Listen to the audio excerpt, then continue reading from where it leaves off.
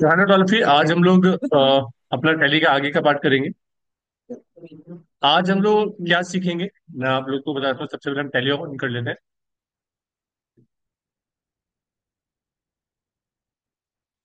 कि आज हम लोग क्या करने वाले हैं। आज हम सीखेंगे कि सबसे पहला काम क्या होता है। देखो, सबसे पहले किसी ऑर्गेनाइजेशन में काम क्या होता है, फर्स्ट स्टेप क्या होता है।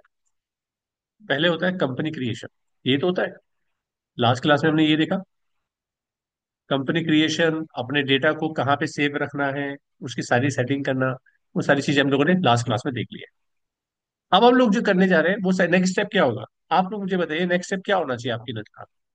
अगर आप किसी ऑर्गेनाइजेशन में हायर हो जाते हो तो पहले कंपनी क्रिएट करिए, उसके बाद फिर आपके पास नेक्स्ट स्टेप, सबसे पहला स्टेप क्या होना चाहिए। वो आप लोगों ने जैसे बोला कि अगर हम लेजर्स क्रिएट करेंगे, वेरी गुड, लेजर्स क्रिएट करेंगे हम सबसे पहला काम। लेकिन कौन से लेजर क्रिएट करेंगे वो बहुत इंपॉर्टेंट है ना।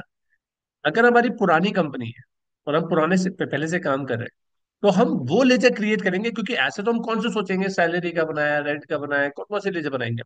तो हम बनाएंगे वो लेजर जो हमारे लास्ट ईयर की जो रिटर्न फाइल हुई है ना, इनकम टैक्स की रिटर्न फाइल हुई, तो उसमें जो क्लोजिंग बैलेंस थे हमारे, क्लोजिंग बैलेंस थे ना, क्लोजिंग लेजर्स आए होंगे, उन लेजरों को हम ओपनिंग बनाएंगे। हम जो ओपनिंग बैलेंस शीट डालेंगे, तो उन लेजर्स को डालेंगे जो हमारे लास्ट ईयर की क्लोजिंग बैलेंस शीट में लेजर्स थे। राइट। तो इसका मतलब हम ओपनिंग बैलेंस शीट डालना चाहेंगे। राइट। सबसे पहला काम यही तो होगा किसी ऑर्गेनाइजेशन में, वही करेंगे। देखिए, हम स्टार्ट करते हैं। सबसे पहले क्या करेंगे, हम अपनी कंपनी को ओपन करेंगे। तो हमारी कंपनी यहाँ पे नहीं दिख रही है, क्यों नहीं दिख रही है, क्योंकि वो यहाँ पे सेव ही नहीं है। तो हम कहाँ जाएंगे, सेलेक्ट फ्रॉम ड्राइव, फिर जाएंगे डेस्कटॉप, और हमारा डेटा जो था वो था बैकअप, बैकअप डेटा पे। तो ये एंटर करेंगे, यहाँ पे हमारी कंपनी दिख जाएगी, एबीसी लिमिटेड प्राइवेट लिमिटेड, इसमें ओपन कर लेंगे। हमारे पास ये विंडो दिख रही है, क्रिएट, ये ऑप्शन दिख रहा है, क्रिएट का ऑप्शन। इस क्रिएट के ऑप्शन से आप क्रिएट करोगे हर एक चीज। किसी भी चीज को क्रिएट करना होगा तो यहीं से क्रिएट करेंगे। तो सबसे पहले क्रिएट में जाएंगे, यहाँ पे दोनों चीजें क्रिएट करने के लिए आ रही है, एक अकाउंटिंग मास्टर्स और एक इन्वेंटरी मास्टर। तो अभी इन्वेंटरी मास्टर को नहीं देखेंगे, हम किसको देखेंगे, अकाउंटिंग मास्टर्स में।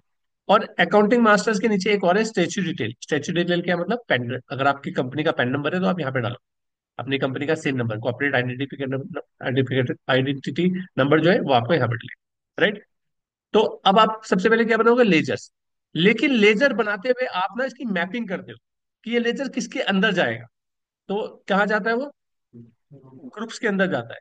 राइट। तो हमें पहले ये पता होना चाहिए कि कितने ग्रुप्स इसमें बने हुए हैं, और वो ग्रुप्स कौन कौन सा लेजर किस ग्रुप के अंदर जाएगा। राइट। तो उसके लिए हम क्या कर सकते हैं, अगर मैं सिंगल सिंगल करके देखना चाहता हूँ सारे ग्रुप्स को, तो ऑल्टर पे जाइए, ग्रुप पे क्लिक करिए, सारे ग्रुप आ जाएंगे जो ग्रुप ऑलरेडी प्री डिफाइंड बने हुए हैं। राइट। इन ग्रुपों में डालने से ये डिसाइड होगा कि वो चीज बैलेंस शीट में पहुंचेगी या एसेट में पहुंचेगी, और बैलेंस शीट और एसेट में भी किस साइड में आएगी। राइट। क्योंकि ये है चीज हमारी पहले से डिसाइडेड है कि बैलेंस शीट में जो, अभी तक तो मैंने कुछ नहीं डाला था, तो पहले से वो मैपिंग हो रखी है कि एसेट्स और लाइबिलिटीज में कौन कौन से ग्रुप आने चाहिए। बट कौन कौन से लेजर आएंगे अब वो इससे डिसाइड होगा जिन ग्रुप में मैं वो लेजर बन क्रिएट करूंगा, ऐसी प्रॉफिट एंड लॉस। राइट। तो हम क्या करेंगे, चार्ट ऑफ अकाउंट में जाते हैं। चार्ट ऑफ अकाउंट के बारे में पता है आपको, चार्ट ऑफ अकाउंट क्या होता है, किसको पता है चार्ट ऑफ अकाउंट क्या होता है। चार्ट ऑफ अकाउंट सबसे इंपॉर्टेंट चीज होती है किसी भी ऑर्गेनाइजेशन की, चार्ट ऑफ अकाउंट। क्या होता है chart of account, chart of account को इस तरीके से समझो, पहले छोटा सा एग्जांपल समझिए कि मान लीजिए हमारे पास एक लैंड है। ठीक है, एक लैंड है। इस लैंड में हमने क्या करना है, हमें घर बनाना है। तो जब घर बनाना होगा तो हम क्या करेंगे, अब इसका नेक्स्ट स्टेप क्या होगा, हमने लैंड तो खरीद लिया। लैंड खरीदने के बाद सबसे पहला स्टेप क्या होगा, हम रैंडमली किसी भी ठेकेदार को पकड़े बोलेंगे और भाई वो बनाना स्टार्ट कर देगा, ऐसे करेंगे नहीं। हम क्या करेंगे, आगे के बाद जाएंगे और उससे अपना मैप बनवाएंगे।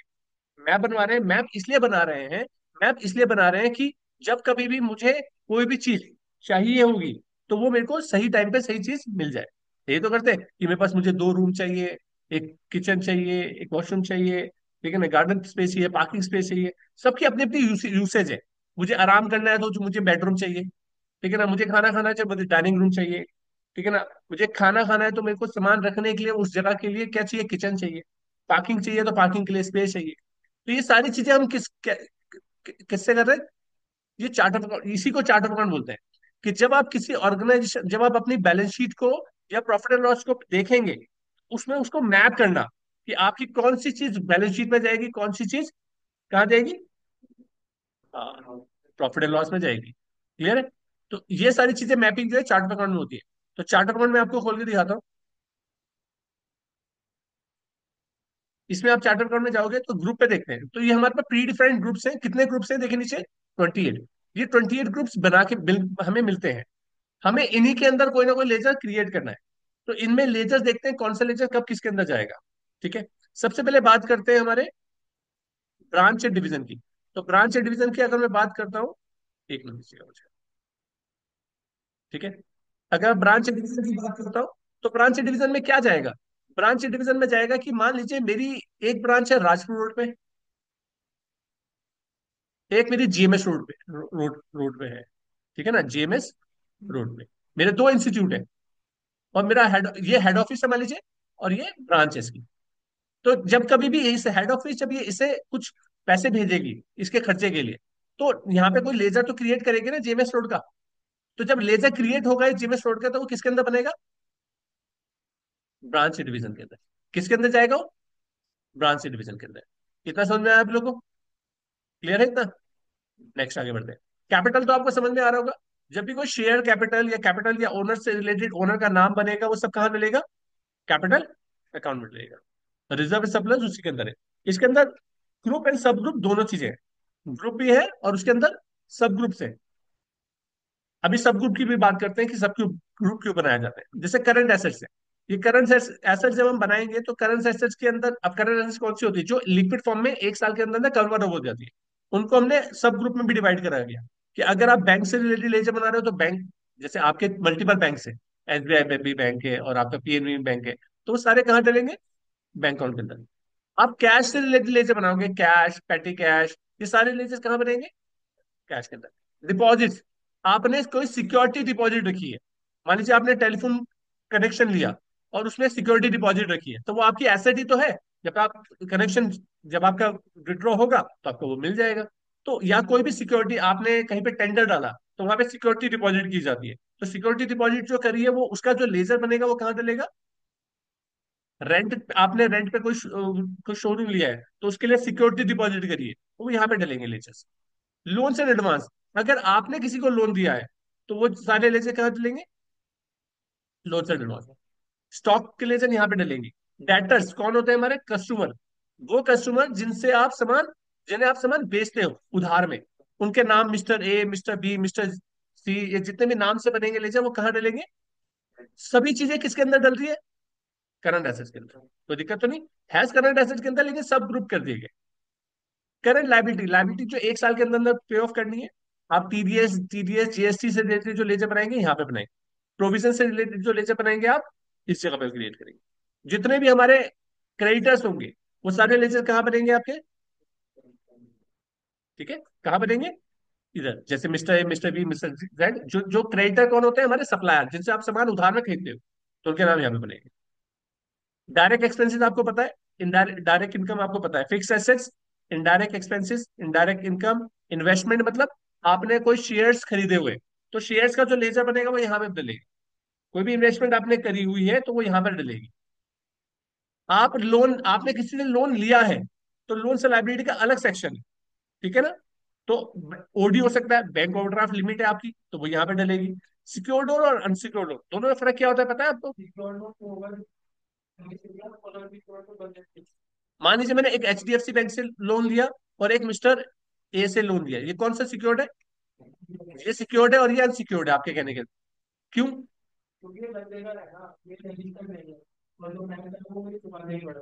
हाँ, मान लीजिए इसने इस, और कोई कुछ बताना चाहे?